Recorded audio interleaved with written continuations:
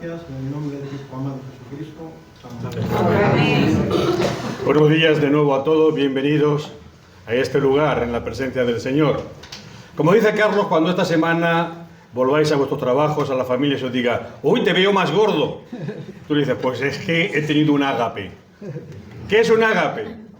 Pues un ágape es lo que vamos a celebrar hoy. Un ágape es una reunión religiosa que hacían los primeros cristianos del primer siglo, que construían, en que cantaban, oraban, hablaban de la palabra del Señor, comían juntos y celebraban.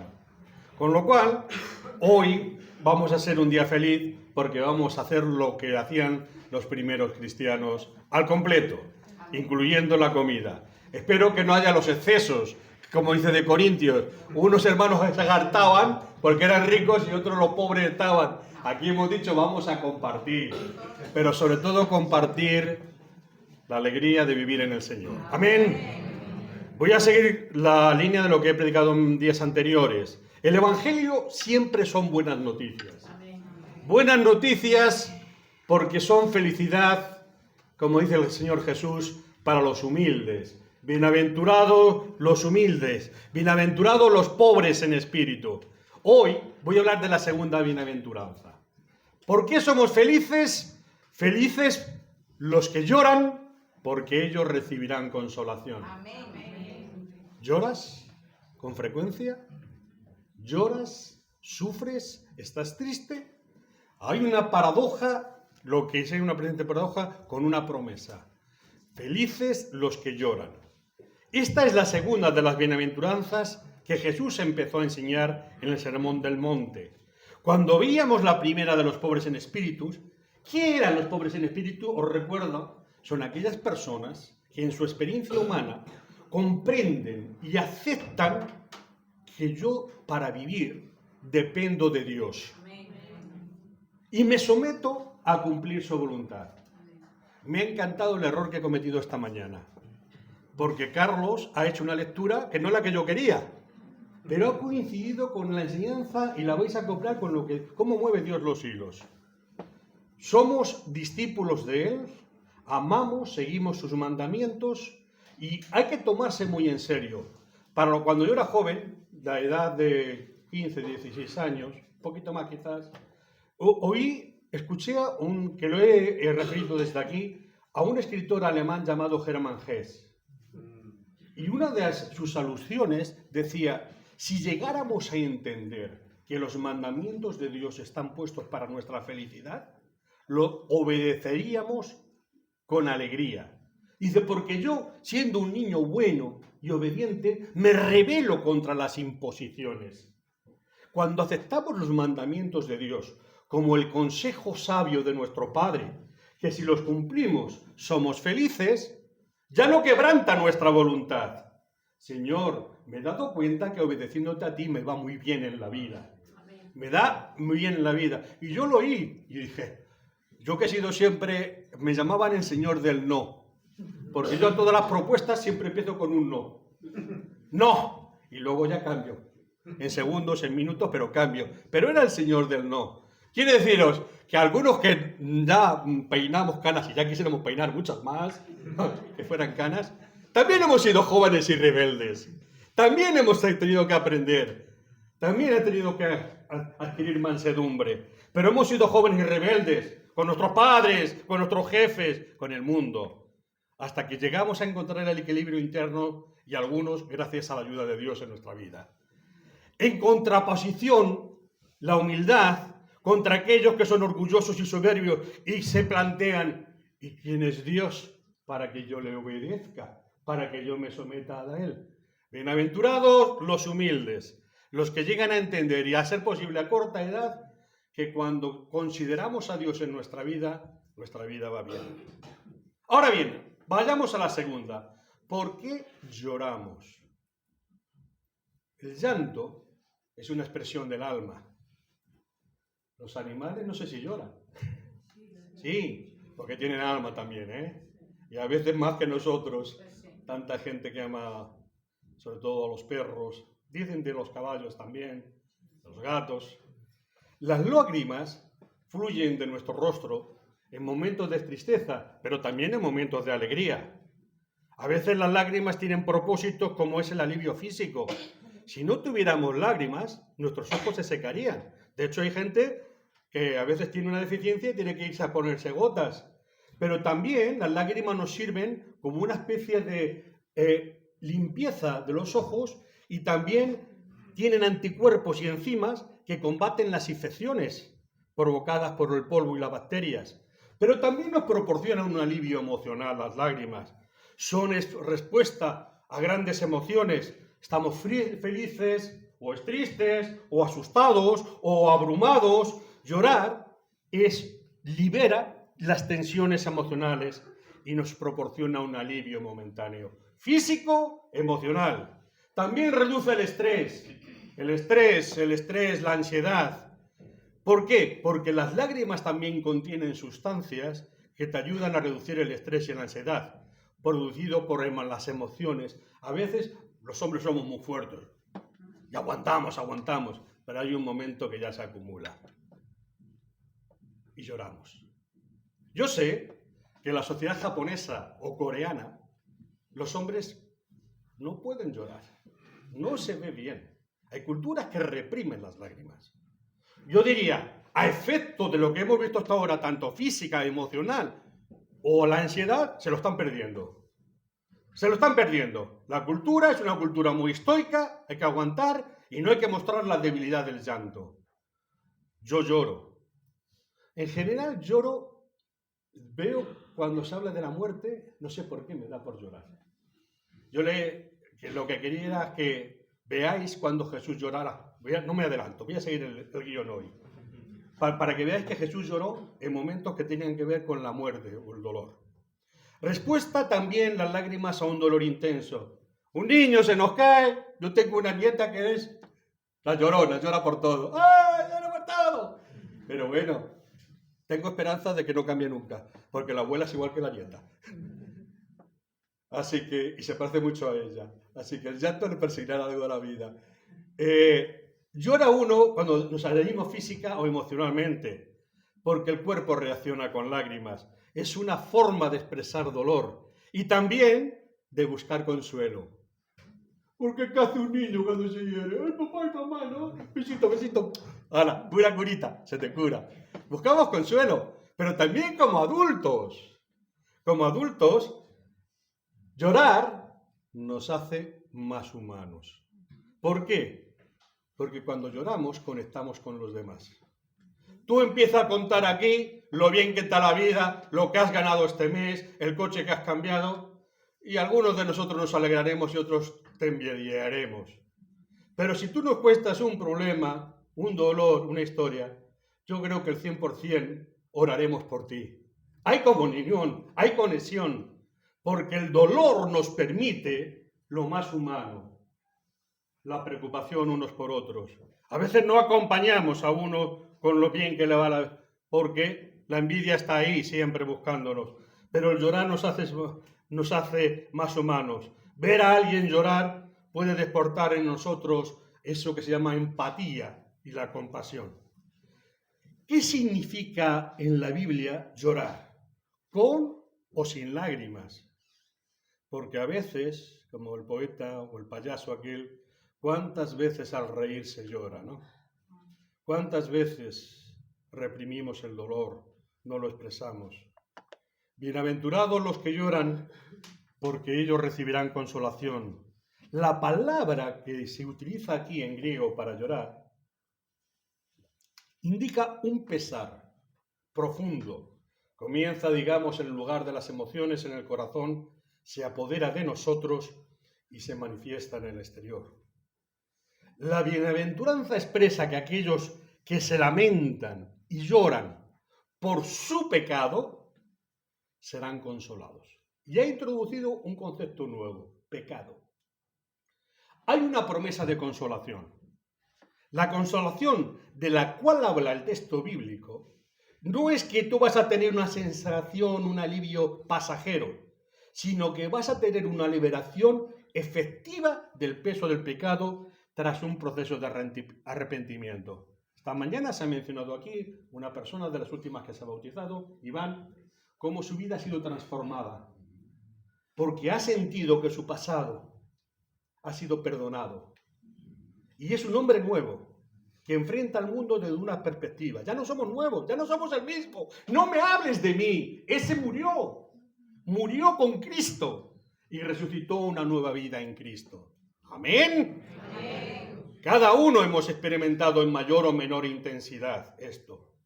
Es el consuelo de saber que Dios te ha perdonado. ¿Me merezco el perdón de Dios? Eso es el concepto de gracia. Un favor inmerecido. Porque si tú quieres devolverle a Dios el favor, no has entendido el Evangelio. Hazte católico. Hazte católico. Y Él sí. Y tus obras buenas se acumulan. Aquí estamos obligados a actuar bajo los mandamientos de Cristo, pero motivados por el amor de Dios. No por el temor ni por la compensación a Dios. Mira, Señor, qué deuda tenga contigo. Si hago el bien, ¿me compensa? ¿Calibramos? No lo intentes. No has entendido lo que es el amor de Dios. El amor de Dios es gracia, es misericordia, es un don inmerecido. ¿Lo hemos entendido? Nos cuesta, nos cuesta. Decía mi amigo chino Tan, es que los chinos no entendemos que algo inmerecido no sea para comprensión. Y nos cuesta mucho aceptar que haya un Dios que nos trata así. Pues sí, es así. Hay una promesa importantísima de que Dios nos perdona y nos ama. Aquellos que han cambiado su vida, porque Dios los perdona. Jesús dice, te amo profundamente y yo secaré tus lágrimas. Dios está junto a nuestro dolor, secándonos, comprendiendo, y nos invita siempre a depositar nuestra confianza en Él. Paradoja. Me encanto otra vez del texto, donde ha leído Juan 15. El mundo ve las cosas de otra forma, pero vosotros las veis desde el punto de vista de Dios. Ese contraste. Porque el mundo dice, oiga, Señor, ¿qué está usted hablando? No me hable usted de llanto. Hábleme de alegría y de prosperidad y de bienestar material. No me hable de dolor, porque cuando yo tengo un dolor, me empastillo. Me busco una pastilla, sea en los barrios pobres a través de la droga, en los barrios medios a través del médico. Cuando yo tuve un problema y fui a un experto chino, me dijo, ¿tienes mucho dolor? Tengo. No te tomes ninguna pastilla. El dolor es el aviso que manifiesta tu cuerpo. Cuando tú tienes un dolor físico, no te estoy diciendo que si tienes un dolor físico insoportable, no te tomes en un momento determinado una pastilla. Aquí hay hermanos expertos en dolor y en sufrimiento. Y él dice, no encubras, no tapes el dolor. El cuerpo te está diciendo algo. Usted la causa. Dice, pero no te preocupes, yo te quito. ¿Qué hace usted? Yo te pongo unas agujitas en un sitio y se te va a quitar eso que te está causando el problema. El problema lo llevo conmigo, porque está en la columna vertebral. Pero también lo llevas tú, por muy joven que seas. Todos tenemos alguna desviación.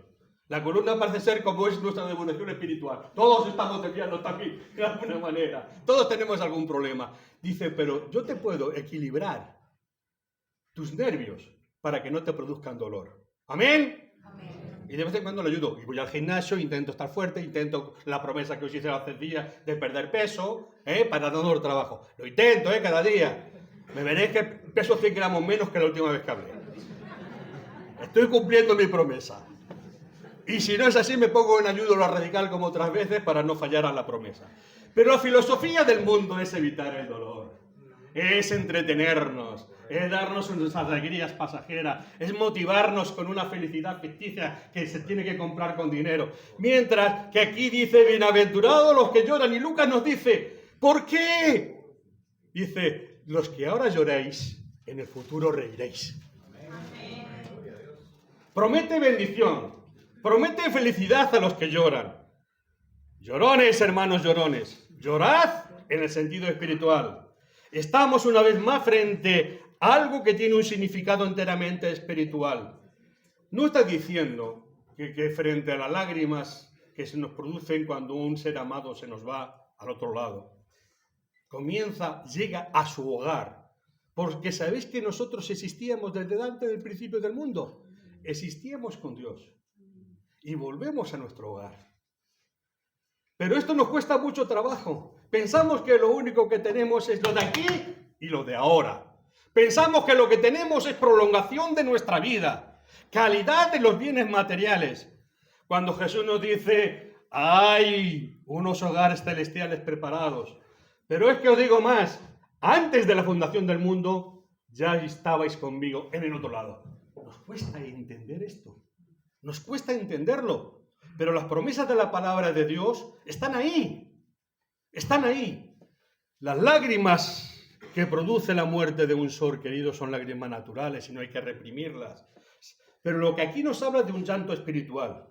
Así como, al igual que la pobreza del espíritu no es algo material, pobreza en el espíritu, porque Dios no quiere que seamos pobres, en lo económico, es una enseñanza del tipo espiritual. ¿Qué me estás diciendo? Los pobres espirituales extienden su mano buscando de Dios la ayuda, el alimento diario para sostener su vida.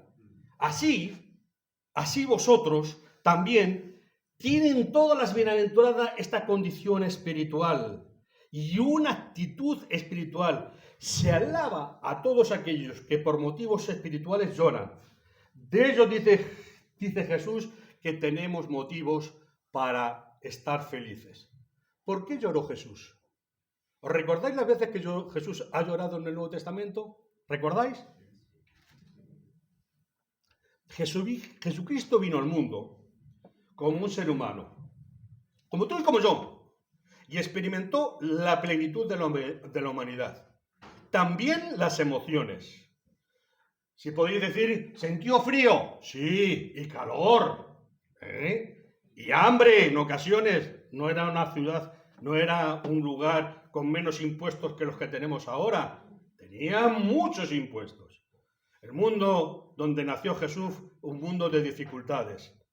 Pero también era un mundo que te daba motivos para llorar y al menos en 3 ocasiones recoge en los textos bíblicos que Jesús expresó sus sentimientos a través de las lágrimas. ¿Por qué? Por cosas que especialmente tocaron su corazón. Una vez lloró al ver la angustia de personas que pasaban que ellos amaban. ¿Recordáis? Es la lectura que yo le había pedido, pero equivocadamente, cuando Jesús lloró por primera vez en Betania. Betania era una ciudad a 3 kilómetros del centro de Jerusalén, donde vivían 3 personas. Uno que se llamaba Lázaro, como yo, de apellido, en mi caso, y algunos de los que estamos aquí, Marta y María. ¿Qué pasó con Lázaro? Que Lázaro murió. Las hermanas estaban llorando, avisaron a Jesús estaba próximamente, dijo, tiempo, ya iremos. Y Jesús volvió hacia Jerusalén y hacia Betania.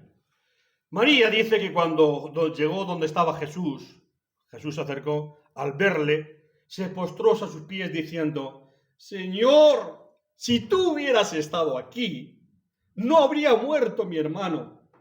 Jesús entonces, al verla llorando, y a los judíos que la acompañaban también llorando, se estremeció en espíritu, dice, y se conmovió. Y dijo, ¿dónde le pusisteis? Le dijeron, Señor, ven y ve. El versículo más breve de la Biblia es, Jesús lloró. Dijeron entonces los judíos, mirad cómo le amaba, y algunos de ellos dijeron, ¿no podía este que abrió los ojos al cielo haber hecho también que Lázaro no muriera? Jesús lloró frente a la muerte de un ser querido. La palabra que aquí se utiliza significa derramar lágrimas, pero es una palabra que se utiliza para derramar lágrimas contenidas, esas que muchas veces nos salen y no queremos expresarlas y nos quedan en la garganta y nos dejan sin palabras y nos ahogan en nuestras propias lágrimas.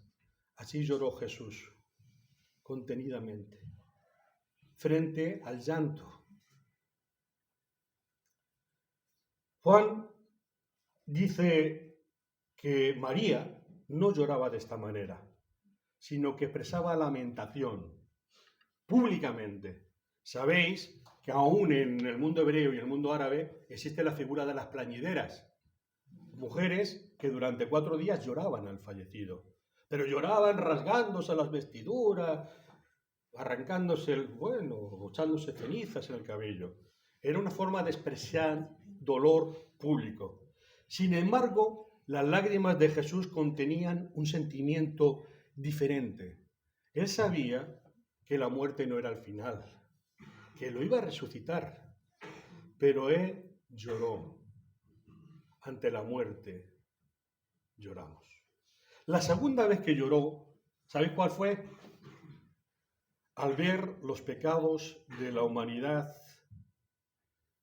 antes de entrar en Jerusalén, antes de su entrada como Mesías, nos dice Lucas que él se lamentó de la misma manera que María se había lamentado. En este momento sí hace, no una contención, sino que hay una lamentación profunda de Jesús por lo que va a ocurrir en Jerusalén.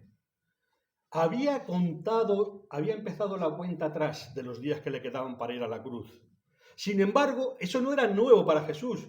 Él sabía que desde antes de la fundación del mundo ya estaba establecido que él debía morir. Él había hablado a los suyos: tengo que ir a Jerusalén, allí voy a morir y es necesario que esto sea así. Sabía lo que le esperaba a Jerusalén. Jerusalén no como ciudad, sino como ese pueblo de Dios, al cual Dios le otorgó un propósito. Un pueblo de justicia, un pueblo de paz, un pueblo de luz. Fijaros que Jerusalén ha llegado a ser un pueblo de oscuridad hasta nuestros días. Es un lugar donde se nacen las más intensas guerras en este momento. Hasta este momento, donde de más conflictos hay políticos, militares y de guerras.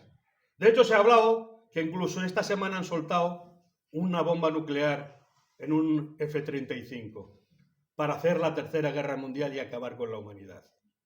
Fijaros, Jesús no tenía esa visión en aquel momento, no, había una visión próxima, que lo que iba a suceder entre los años 69 y 70 de la época, Jerusalén iba a ser destruida. Jesús se acerca a Jerusalén y al ver la ciudad dice: lloró a causa de ella. Si al menos en este día supieras cómo encontrar lo que conduce a tu paz, dice Jesús, pero eso hasta ahora fuera de tu alcance. Días vendrán, dicen, que tus enemigos te rodearán, te pondrán sitio, te atacarán por todas partes y te destruirán juntos con todos tus habitantes. Sabéis que el historiador Flavio Josefo nos cuenta la historia de lo que sucedió allí. El cierre, murieron entre 500.000 y 1 millón de personas, las madres se comían a sus niños de muerte de hambre, porque atrocidades sucedió en aquella Jerusalén. Y le dice Jesús: no dejarán de ti piedra sobre piedra. Y dice, fijaros la razón, porque no supiste reconocer el momento en que Dios quiso salvarte. ¿Veis? Dios viene y nos da oportunidad. Y tú has estado presente, bendecido con la presencia de Dios en la tierra, y tú no supiste reconocer el mensaje de Dios en la persona de Cristo. Y esta es la causa de tus desgracias. No supiste reconocer en su momento, y cuando no reconocemos a Dios en nuestra vida no va bien, como personas, ni como naciones, ni como pueblo, ni como familias. Lloró porque sabía que ese pueblo buscaba salvación en todo lugar, menos donde la podía encontrar. Al escuchar el mensaje de Hosana, el que viene en nombre de David, ellos no entendían su significado. La gente clamaba: bendito el que viene en nombre del Señor, Hosana en las alturas. Se referían al texto del Salmo 118. Oh Señor, sálvanos, te ruego, Señor, que nos hagas prosperar ahora. Bendito el que viene en nombre del Señor. Fijaros, el pueblo sabemos que buscaba un líder político. Siempre pensamos que el mal está en que hay una nación que nos somete, en que hay un imperio que nos somete, y no pensamos que hay un pecado que es el que nos somete. Y eso llega hasta nuestros días, si lo trasladáis. La Biblia es muy actual. Decía Salomón, generación viene, generación va, no tiene memoria, pero lo mismo que ocurre es lo que ocurrió. Y lo que están ahora, lo que ocurrirá. De alguna forma, la historia, aunque no sea 100%, se viene repitiendo en cuanto a la forma en que establecemos la relación con ellas. Esperaban que el reino de Dios se presentara de manera inmediata. Lo esperamos allá. Y Jesús había dicho, el reino de Dios es como una semilla. Se planta y va creciendo poco a poco. Como cuando plantamos la fe en nuestras vidas y va cambiándonos, pero va cambiándonos paulatinamente. Le celebraban como el próximo rey, pero le rechazaban como su salvador. Jerusalén, Jerusalén, dijo Jesús, has matado a los profetas, apedreas a los que te son enviados en nombre de Dios. ¿De cuántas veces quise juntar, como hacen las gallinas, como sus polluelos? ¿Sabéis lo que son las gallinas y los polluelos? No, muchos sí, otros no. Los jóvenes ya lo van perdiendo de vista. ¿Qué hace la gallina junto a los polluelos? Los protegen. Cuando llueven, ¿qué hace la gallina? Yo tengo gallinitas, pero polluelos todavía no, que tengo una clueca. Pero bueno, no tengo gallo, así que no nacen. Creo, que hay que preguntarse. Otro día me lo preguntaron. ¿Y sin gallo nacen? Digo, no, creo que necesitan gallo para que tengan pollitos, ¿no? Los de pueblo. Pues Dios dice, esa ternura que tienen las gallinas, la he tenido yo con vosotros, queriendo protegeros de la lluvia, protegeros de la intemperie. ¿Cuántas veces? Y vosotros que no quisisteis. He aquí vuestra casa se quedará desierta, y os digo que no me veréis hasta que llegue el tiempo en que digáis, bendito el que viene en nombre del Señor. Sabía Jesús que el pueblo le rechazaría, no todos, le condenaría, y también conocía la calamidad, la consecuencia de aquel acto. Esta profunda compasión y preocupación por el futuro de su pueblo le llevó a las lágrimas, pero lágrimas profundas de lamentación.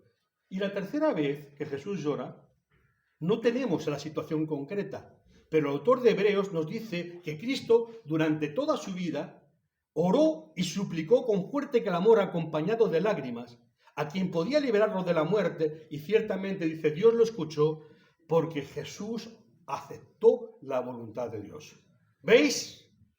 Jesús, en medio de nosotros, tuvo una profunda preocupación. ¿Qué lecciones nos da muy brevemente? Una, Jesús era plenamente humano y su llanto nos muestra la plena humanidad de Jesús. Dos, nos muestra compasión por aquel que está afligido. Jesús se preocupó de los sufrimientos ajenos.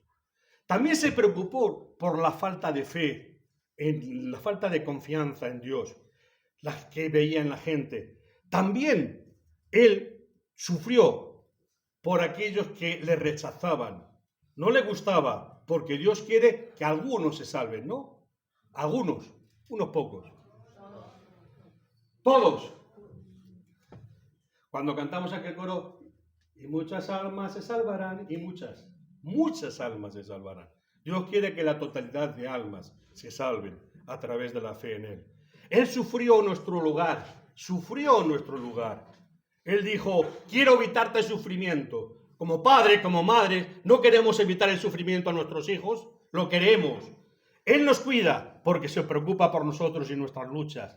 Y llorar no es debilidad. Si Dios lloró siendo el omnipotente, cuando lloremos no eres más débil. Hay culturas que se lo pierden. Nosotros somos una cultura mediterránea llorona. Y no somos más hombres, más machos porque no lloremos.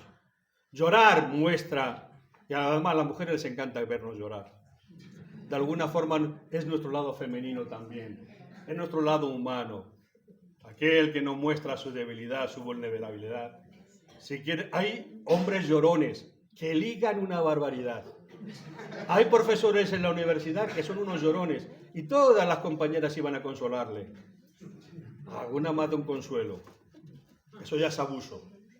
Pero lo que es cierto, que llorar no nos hace menos hombres. Él se afligía por el pecado del pueblo y nos da una inspiración para seguir su ejemplo. Amar con pasión. Brevemente, Jesús nos enseña cómo aplicamos la enseñanza a nuestra vida diaria. 1. Debemos reconocer nuestro pecado y nuestro dolor. Comienza por reconocer que el mundo está así porque yo no tengo paz en mí. Tú vas conduciendo, ayer me contaba mi nieto, es que vino uno y nos enseñó el dedo en el coche. Digo, sí, hijo, sí. Yo procuro que cuando él me da pie, yo le voy dando pildoritas, ¿no? Digo, tú cuando conduzcas, recuerda que los hombres cuando conducimos, no sé por qué somos más agresivos. Las mujeres también.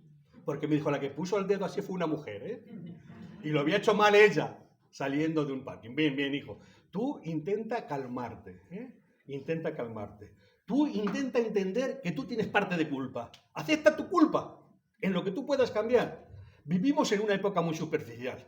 No hay convencimiento de verdadero y profundo de pecado. De hecho, no predicamos del pecado. Molesta a la gente. Tenemos que hablar de fracaso, de errar el blanco, pero de pecado, de algo que hemos transgredido, de algo que hemos causado, que hemos quebrantado a Dios. No hables de pecado. Antiguamente era todo pecado, ahora todo es multa y castigado. Es la versión socialista y liberal y atea, que multas y multas y multas. Antes había condenación, pecado, era todo pecado, ahora todo es multas. Es la versión. Eso sí, yo le digo a un guardia civil, oiga, si usted me condena una multa, yo le condeno a usted yo a veces me sale mi Juan, ese del no, que decía antes, al infierno. Eso a mí no creo en ello. Digo, ni yo creo en sus multas, pero las tengo que pagar. Y no te lo quitan de la cuenta. ¿Y Dios será así con nosotros? Lo que es cierto es que vivimos una época tan superficial, de gozo y felicidad momentánea, que a veces también hasta todos nuestros actos profundos son superficiales. Cuando uno siente el dolor por el daño que causa Dios, existe un convencimiento, existe una verdadera entrega a Dios, un dolor por lo que hemos causado, por el daño que hemos causado a otro. Hay la capacidad para rectificar nuestro pasado, para restablecer relaciones rotas y para superar situaciones difíciles. Tiene que haber un arrepentimiento y confesión, porque el llanto en esto implica una sinceridad de corazón, lo que se llama un corazón contrito. O sea, como si el corazón te apretujara, como si te doliese lo que has hecho. Arrepiéntete, dice Jesús, arrepentíos y convertíos, era el mensaje de Jesús. Y tenemos que confesar, siempre digo, a mí me parecen una valiente aquel que se pone frente a los demás, dice, me confieso pecador, me confieso que vivo una vida fracasada y quiero caminar con Dios. Y quiero que Dios actúe y quiero poner mi conciencia sometida a la voluntad de Dios. Y tenemos que ser primero pobres en espíritu para luego ser ricos y llenos del Espíritu Santo. Amén. El texto que he leído, donde dice el consolador, aquel que nos consuela. Bienaventurados los que lloran, porque en nuestra vida el Espíritu Santo nos consuela. Amén.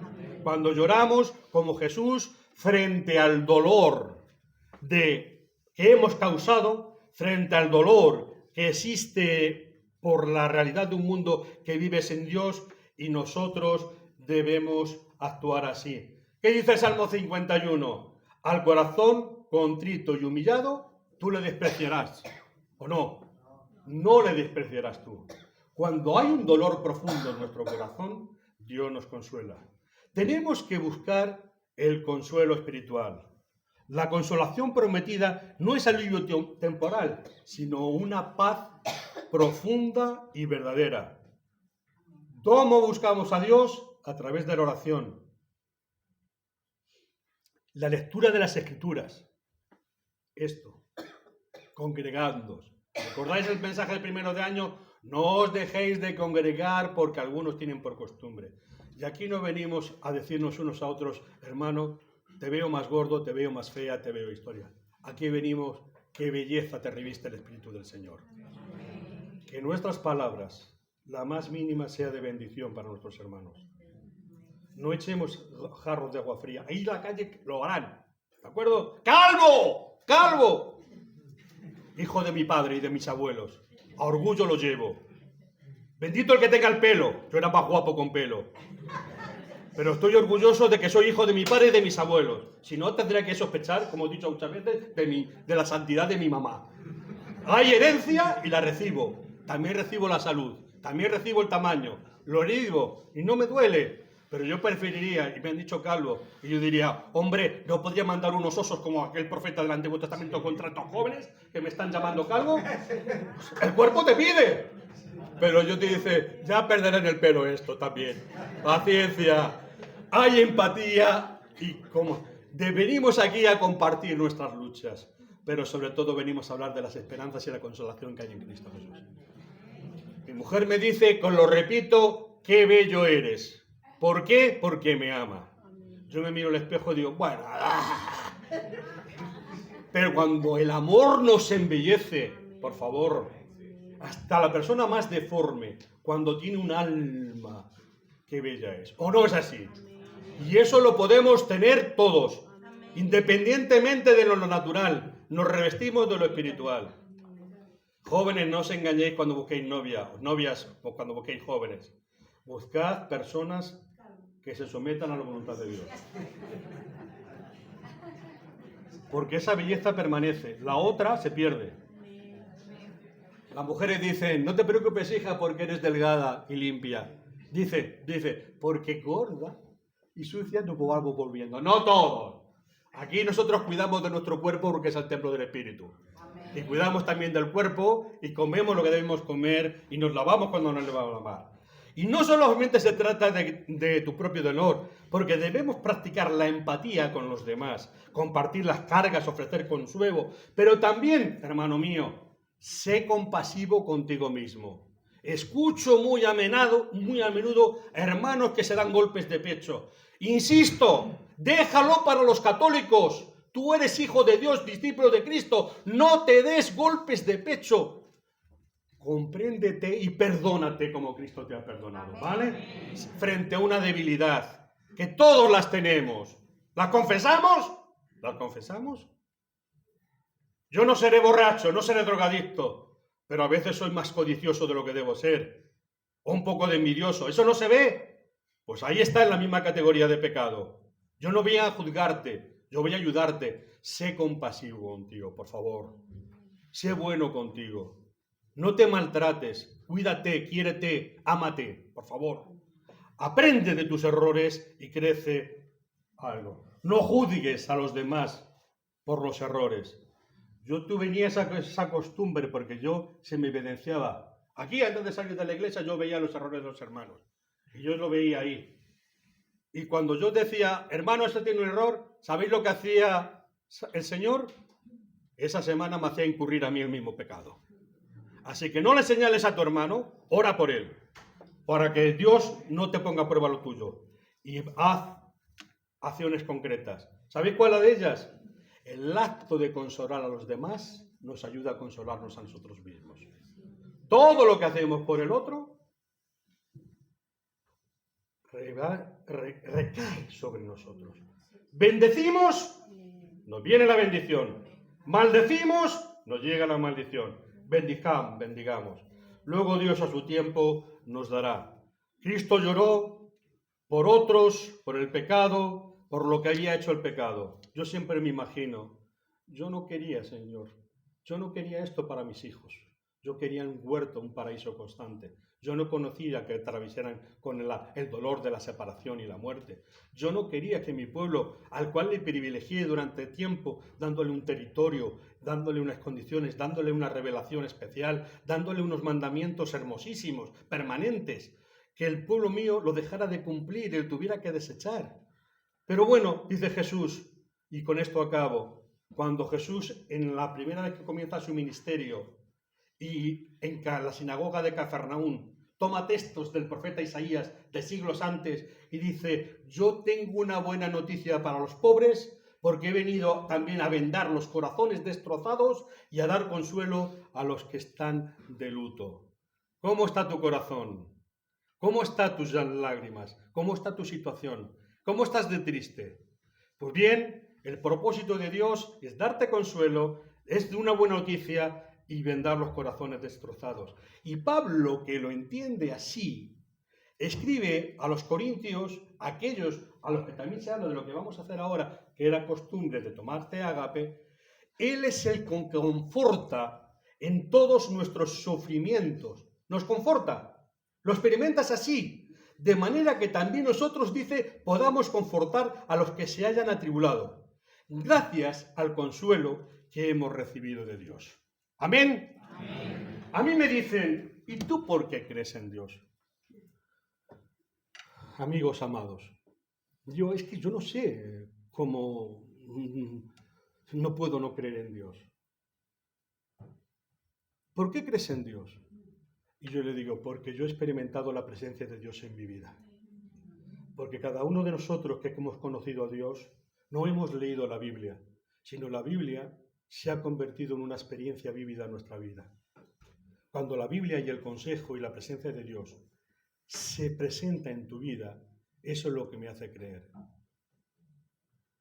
Y yo digo el ejemplo, ¿tú por qué crees que tu madre es tu madre y tu padre es tu padre? ¿Tú les has pedido pruebas de paternidad? Les veo, pero también más que eso, tú has sentido la cantidad de años que te han dado de comer gratuitamente, la cantidad de noches que se han desvelado por ti, la cantidad de preocupaciones. Pues eso es lo que yo siento de Dios. ¿Y cómo te lo digo eso? ¿Cómo te lo digo? Camina con Dios. Amén. Y tú me lo dirás a mí luego, que también es una experiencia para ti. Y lo que celebramos aquí ahora es esto. Bienaventurados los que ahora lloramos espiritualmente por nuestro pecado y el pecado del mundo, porque con Dios reímos y reiremos. Amén. Amén. Que sea un día bendecido para vosotros y gocémonos del ágape que vamos a tener. Amén. Voy a pedir, María Elena, por favor, que dé